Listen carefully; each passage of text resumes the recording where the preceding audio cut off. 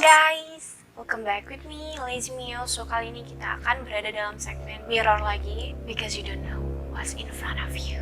Nah, kali ini kita akan membahas berita yang sedang viral-viralnya. Bahasan pertama, kita akan membahas tentang Jonathan Galindo. Langsung aja kita mulai. Nah, Jonathan Galindo ini adalah sosok pria yang sedang viral akhir-akhir ini. Nah, dilihat secara fisiknya, Jonathan Galindo ini memakai kostum atau topeng anjing karakter Goofy yang ada di film Mickey Mouse. Nah, Jonathan Galindo ini juga dikenal sebagai orang yang menghidupkan kembali tantangan paus biru atau Blue Whale Challenge. Nah, buat kalian yang nggak tahu Blue Whale Challenge itu apa, jadi Blue Whale Challenge ini adalah tantangan atau challenge yang viral di tahun 2016. Jadi pemain yang memainkan Blue Whale Challenge ini dikasih 50 hari buat menyelesaikan tantangannya. Permainan ini nih awal-awalnya nggak berbahaya guys, namun lama-kelamaan tugas yang diberikan Blue Whale Challenge ini semakin hari semakin berbahaya dan ada unsur melukai atau mencederai tubuh pemainnya. Dan tantangan terakhirnya, pemain diharuskan untuk bunuh diri. Oke, next. Semua ini berawal dari sebuah akun TikTok yang username-nya adalah Jonathan Galindo 54. Nah, akun Jonathan Galindo 54 ini disebutkan sebagai akun realnya Jonathan Galindo, tapi nggak ada yang tahu siapa di balik akun Jonathan Galindo itu. Nah, di akun itu Jonathan Galindo ini mengajak dan menawari anak-anak kecil untuk bermain Blue Whale Challenge itu yang akhirnya berujung pada bunuh diri. Nah, akhirnya nge-booming lagi tuh, jadi trending lagi Blue Whale Challenge itu. Dikarenakan Blue Whale Challenge ini rada-rada berbahaya, jadi pihak TikTok itu menghapus video-video akun TikTok Jonathan Galindo. Dari situ muncullah banyak banget akun-akun fake atau akun palsu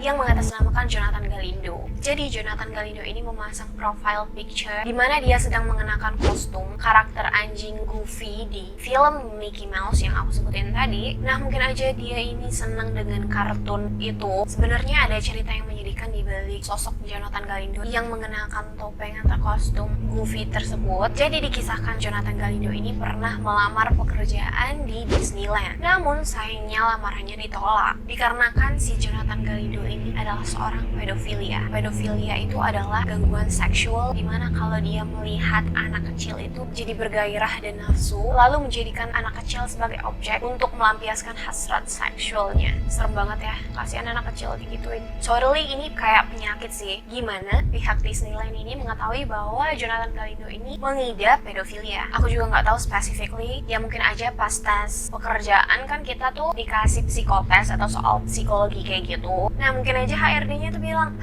kayaknya nih orang mengidap pedofilia nih. Aku sih no, jadi disitulah dia ditolak. Ya kasihan juga sih ya, dia niatnya bekerja tapi ditolak. Ya mau gimana juga sih, ada hikmahnya semua. Misalkan kalau dia diterima tuh di Disneyland ya, kan di Disneyland tuh banyak anak-anak, bisa jadi dia bakalan cari mangsa atau korban di sana. We don't know. Nah, disebutkan juga si Jonathan Galindo ini mengincar korbannya dengan cara mengirim DM atau direct message ke media sosial calon korbannya. Lalu si Jonathan Galindo ini mengajak ketemuan korbannya, akhirnya diculik dan diperkosa. Namun anehnya si Jonathan Galindo ini sebelum memperkosa korbannya, dia akan mendandani dengan kostum yang mirip dengannya, pakaian anjing yang kayak Goofy tadi guys. I don't know, apa emang orang sakit itu fantasinya kayak gitu atau gimana. Yang jelas sounds creepy banget. Nama Jonathan Galindo ini mulai digosip-gosipin netizen ini dikarenakan seorang YouTuber bernama Carlos Name. Si Carlos Name ini membahas Jonathan Galindo di salah satu kontennya. Di konten tersebut, si Carlos Name ini menyebutkan fakta-fakta penculikan yang dilakukan Jonathan Galindo ini terhadap anak kecil. Dari situ netizen mengetahui perbuatan nakal seorang Jonathan Galindo. Jadi banyak orang-orang yang marah dan mereport akun media sosialnya Jonathan Galindo. That's why akun media sosial Jonathan Galindo itu nggak kalian temuin atau udah lenyap. Yang ada akun-akun palsu guys. Nah, sejak saat itu si Jonathan Galindo ini kucuk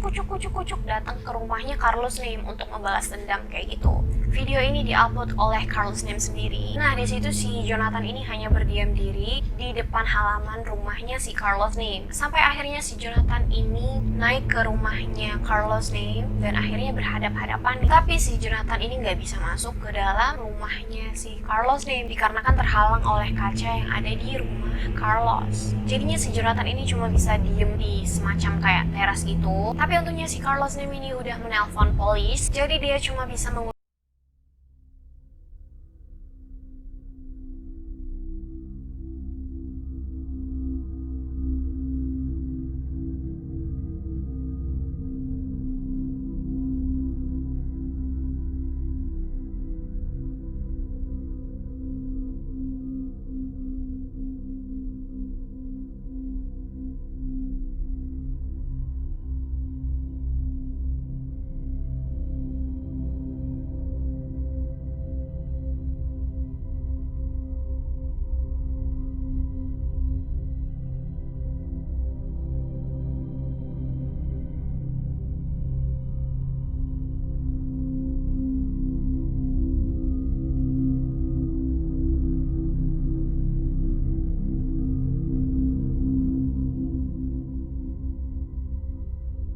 yang kayak ada penyakit di depan rumah kita sambil nungguin kita keluar, atau enggak cuma ngeliatin kita dari luar rumah aja. Serem banget sumpah. Nah, akhirnya si Jonathan Galindo ini udah ditangkap nih sama polisi. Tapi Carlos tiba-tiba menemukan sebuah tas yang diduga milik Jonathan Galindo ini. Dan isinya, kalian tahu apa guys? Isinya ada sebuah alat kayak melacak gitu. Disimpulkan juga si Jonathan Galindo ini adalah seorang hacker. Nah, mungkin dari situlah si Jonathan Galindo ini bisa menemukan alamat rumahnya Carlos nih. Oke, jadi di TikTok aku tuh udah banyak banget searching tentang Jonathan Galindo ini. Banyak juga orang-orang yang kayak nantang gitu, ngajakin si Jonathan Galindo ini bermain game. Do you wanna play a game? Ya, game Blue Whale Challenge tadi guys. Ya, walaupun juga banyak akun fake, kita nggak tahu siapa di balik akun fake itu. Bisa jadi ada orang gila, psikopat di balik akun itu. Jadi jangan coba-coba kalian buat nantang-nantang orang lain guys. Di dunia ini kayaknya udah banyak banget orang gila. Itulah kenapa aku lebih takut sama manusia dibandingkan hantu. Nah, karena si Jonathan Galindo ini udah disimpulkan sebagai hacker, kita nggak tahu Jonathan Galindo ini hanya satu orang atau lebih. Oke, next aku akan membahas tentang Wayfair. Jadi ini adalah sebuah teori konspirasi yang viral dan heboh di media sosial kayak Reddit, Facebook, dan Twitter.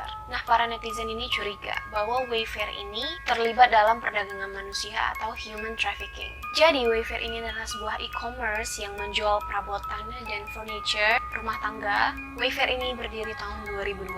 Produk-produk yang dijual mereka sangatlah banyak. E-commerce ini menjual brand-brand dari pihak ketiga. Jadi bukan buatan mereka sendiri. Kalau kayak IKEA tuh kan mereka menjual produk-produk buatan sendiri. Kalau Wayfair ini enggak. Mereka menjual mereknya macam-macam dan banyak banget. Jadi mereka itu cuma sebagai kayak wadah penjualan aja. Sampai pada akhirnya di tahun 2020 ada sebuah forum diskusi yang bernama Reddit. Nah, di sana orang-orang mulai curiga bahwa Wayfair ini kayaknya terlibat dengan perdagangan manusia. Dikarenakan harga-harga furniture yang dijual di sana itu sangatlah mahal. Dan juga gambar-gambar yang dijual itu modelnya sama namun dijual dengan harga yang berbeda. Kan tadi udah disebutin Wayfair itu menjual barang dari pihak ketiga. Jadi udah dipastikan ada produk yang sama yang dijual di marketplace yang berbeda. Tapi harganya nggak semahal yang dijual di Wayfair ini guys. Selain gambarnya yang sama, stok produknya juga hanya satu. Aneh ya. Yang lebih anehnya lagi, nama produk yang tercantum itu kayak nama orang. Entah kebetulan atau bagaimana, nama produk-produk yang dijual itu cocok banget dengan nama-nama orang yang hilang.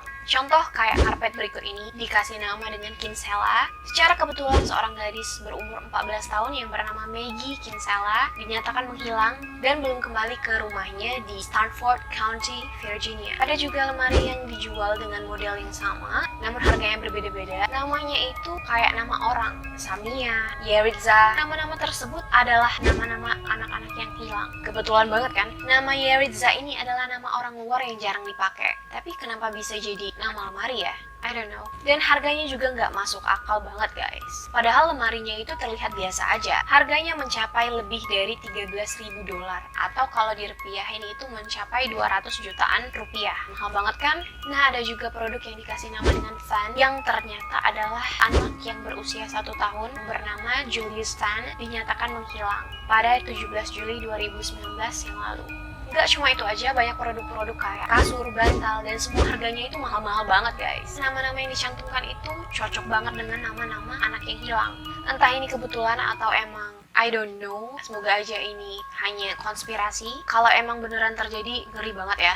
Yang lebih bikin kecurigaan orang-orang pada bertambah ini dikarenakan di dalam situs Wayfair itu terdapat kode-kode khusus pada setiap barangnya. Anehnya, kalau kode tersebut kita copy-paste ke search engine bernama Yandex, maka akan keluar foto anak-anak. Terus ada juga di salah satu kategori Wayfair ini bertuliskan killed atau artinya terbunuh. Berarti udah mati.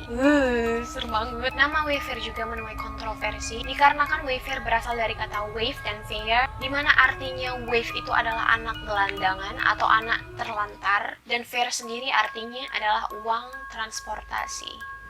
Serem banget guys, dari namanya aja udah aneh. Nah, hal inilah yang membuat orang-orang kayak namanya aja udah kayak gitu, dan udah dipastikan orang-orang di dalamnya melakukan perdagangan manusia dengan kedok menjual perabotan rumah tangga. Nah, setelah terjadi berbagai kehebohan di media sosial, pihak Wayfair sendiri sudah mengklarifikasi masalah tersebut Mereka mengatakan terjadi kesalahan sistem yang menyebabkan harga-harga produknya bisa semahal itu. Dan setelah itu beberapa produk-produknya menghilang, katanya sih mau diperbaiki nama, deskripsi, dan fotonya lebih spesifik lagi. Oke guys, sekali lagi ini hanyalah teori konspirasi, dimana kayak teori cocok-cocokan, teori yang banyak orang percaya, dan bukanlah fakta yang sebenarnya. Oke guys, sekian dulu dari aku dalam segmen Mirror kali ini. Terima kasih buat teman-teman yang udah nonton dari awal sampai akhir. Sebelum aku mengakhiri video kali ini, aku meminta sama kalian jangan lupa like, comment, dan subscribe. Share juga ke teman-teman kalian biar pada tahu video-video Lazy Meow. Jangan lupa nyalain notification biar kalian gak ketinggalan video-video terbaru aku. I'll see you later, bye-bye!